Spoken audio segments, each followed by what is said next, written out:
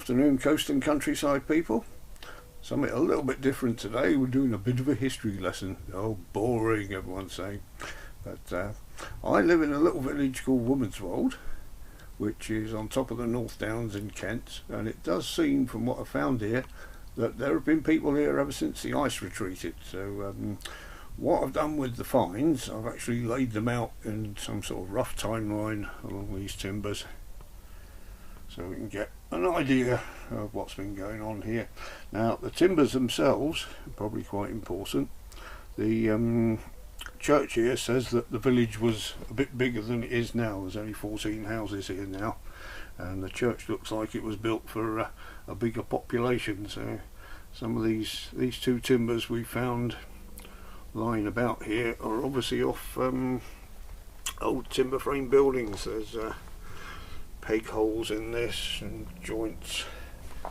This is obviously part of something much older, as is this here. I don't know what else to do with these at the moment, so I just leave them as an edge to my bed. But at least they're indoors and they're not getting wet. Well, not very often.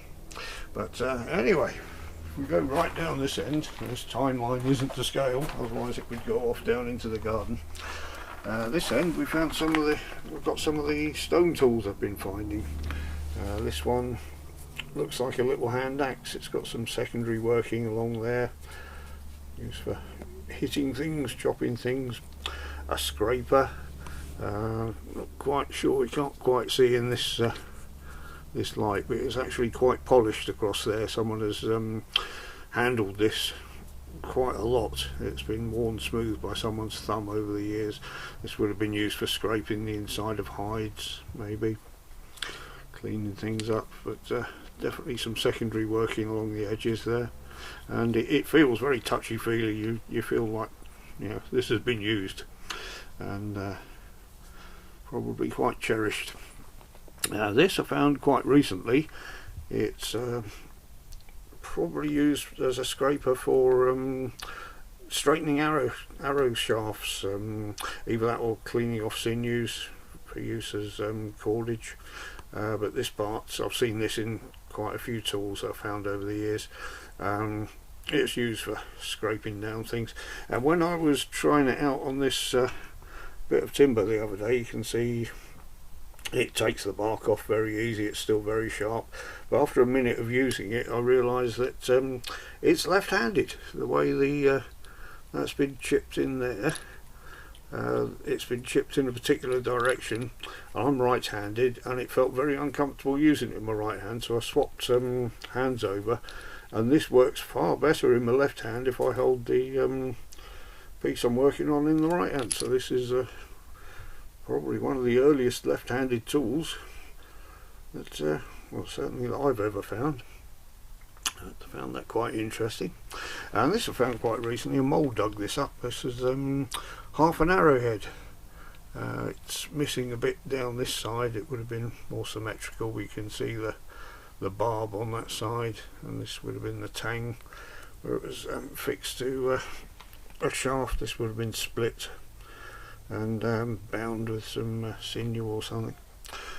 But very interesting. There's lots of little bits of flint around here. Obviously the North Downs are covered in flint because that's where the flint comes from, but you can see working on a hell of a lot of the small bits I find.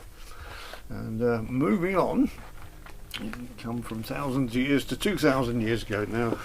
These three items are the only three that aren't from the village. The rest of the stuff is from the village here.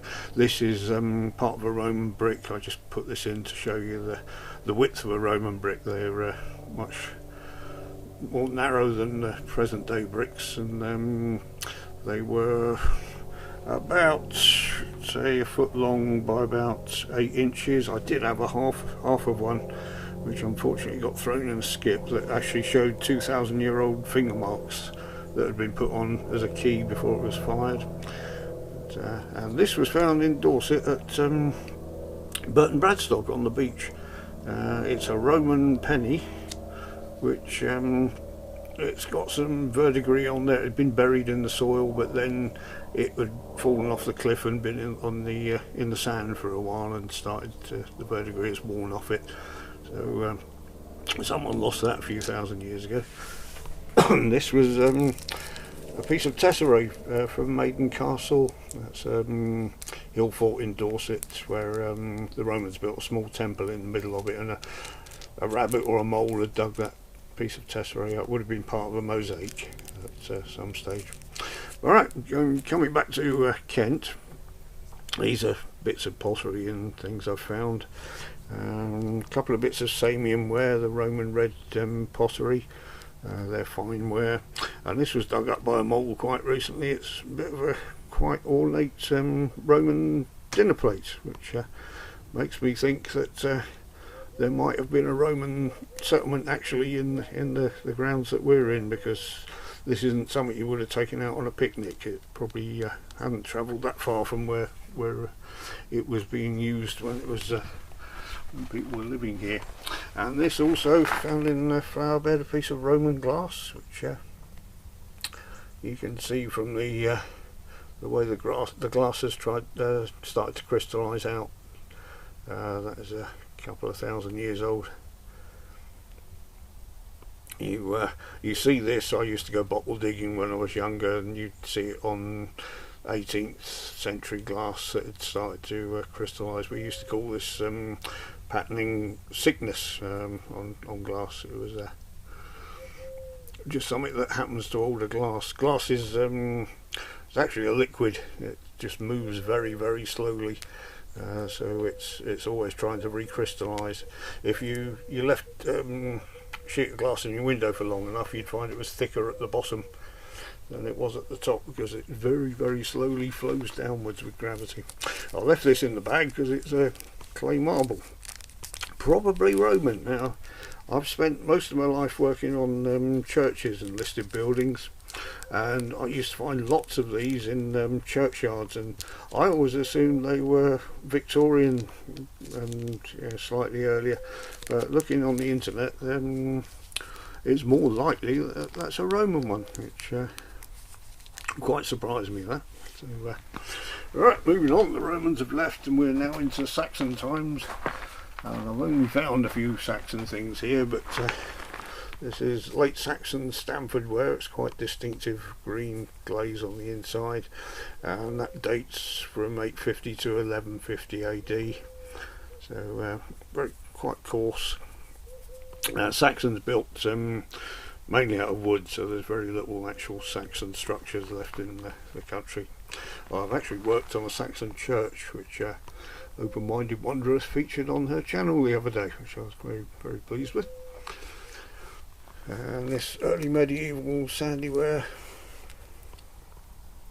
that's a quite distinctive grey colour to it, with the pottery colour underneath, and the same medieval. It says early medieval, but it dates from the 16th to the 14th century, so they were still using it up to medieval times from Saxon. These bits at the back are just things I haven't actually ID'd yet. I'm always digging bits up and I always put them to one side, and if they don't get dated, they get put in the bottom of flower pots. So there we go. Now these are medieval floor tiles, which I started digging up in the flower bed. Now these are far too ornate for a normal house, and I looked around. There's never been any sort of big religious buildings around here, so they haven't come off an abbey or anything. You can see this way this is fired. This is more indicative of a Roman tile, but I think the thickness says it's medieval. So you quite often get the grey lower firing temperatures in Roman bricks. You see that quite often, but like I say, quite a few of these around, and I'm thinking, well, they shouldn't really be here, so I had a ferret around the back of the church and I found one of these. Can't remember which one it was, might have been that one. Actually came from the church, so it looks like when they ripped the floor out in the church, they barrowed the remains down here and dumped it by the looks of it. Can't think about how else it got here. See a bit of slip on that one. And moving on later, Harlow slipware. Found this quite recently. This is quite distinctive and easy to identify, and this is probably from the 17th century. So, edge of a plate there, and a musket ball, which will date to whenever we used to start firing muskets about. It's a nice little iron thing. Horseshoe nail,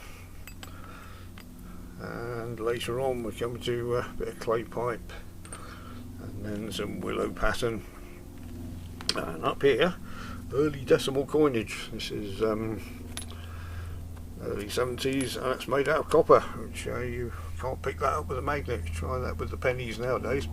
They're not made out of copper anymore, they're made out of rubbish. And these two things, lastly, these were both lying about here, and I think they're pigs, as they call them, pig iron from an iron foundry. Of course the Weald had a big iron foundry at some stage, because there's coal here and there's ironstone. Oh, these are actually very heavy. This probably weighs about 2-3 kilos, that small one there. I wouldn't even try and pick up the big one with me with one hand. That takes two hands and a bit of huffing and puffing to pick that one up. I think that's your basic iron that came out of a foundry that would have gone to a blacksmith for him to beat into ploughshares or swords.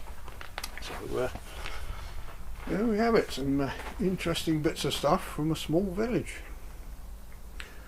And I've just got a metal detector, so expect more videos like this shortly. Thank you very much for watching, everyone.